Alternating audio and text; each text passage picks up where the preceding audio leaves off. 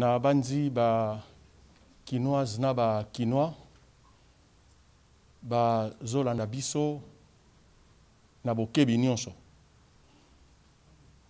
Levé ya mesure ya état d'urgence oyo mokonzi ya mboka alobai banda le 21 tozwi liberté te ya kosala oyo nyonso tolingi.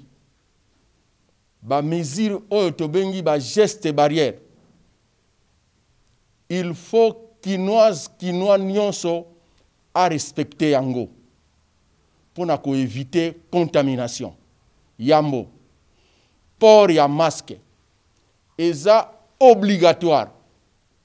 Na reprendre port ya masque eza obligatoire na quinoa nyonso na quinoise nyonso. Esengeli na biso kozala na yango tango nyonso.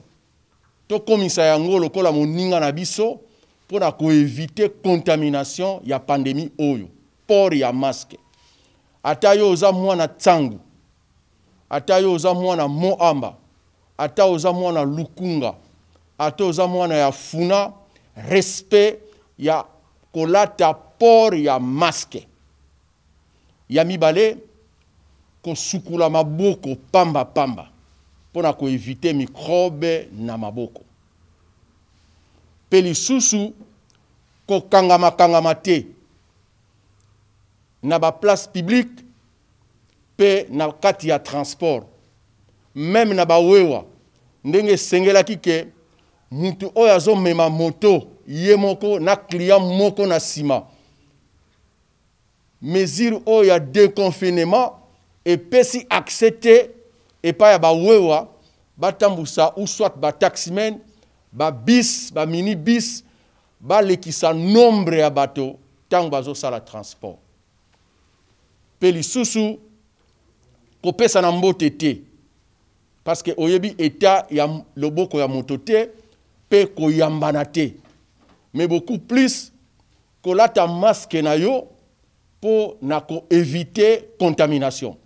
Tolobi boye ba bar, ba restaurant, na ba hôpitaux, na ba morgue, na ba alimentation, na ba magasin, partout où ba activité zo salama. Déconfinement et l'obité, bato, ba no tambula bonyama, bato ba vanda, ba mela masanga, ba sala ambiance, na ko kangama, ko lekisa nombre, ko respecter mesure oyo tobengi ya distanciation sociale te. Yango na biso ville tozana mitinda ya ko protéger population na biso. Na ko protéger yango, il faut tozala na respect ya ba mesure oyo ezwami. Yango wana bomoni biso elongo na responsable ya la police ya ville mikolezo ya kobanda lobby to bandi déjà na saka. Kobanda lobby, ba mesure déjà ici ezwami, mokonza ville déjà si a signé arrêté pour que mutu nyonso oyo ezala bar, bato nyonso na koloba na lingala ba quinoa, bato nyonso ba kosala makambo na vuruba, ba okutana na l'état sima na bango.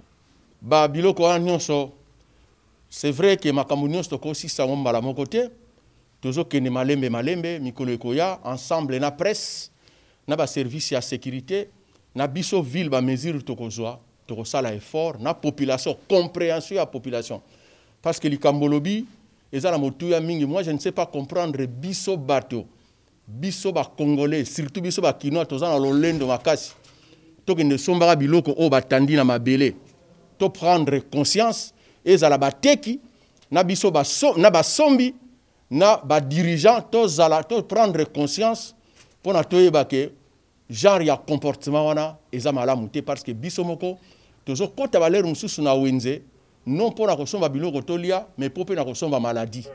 Donc toza obligé na mosombi na moteki to veiller na eloko oyo tokolia biso moko.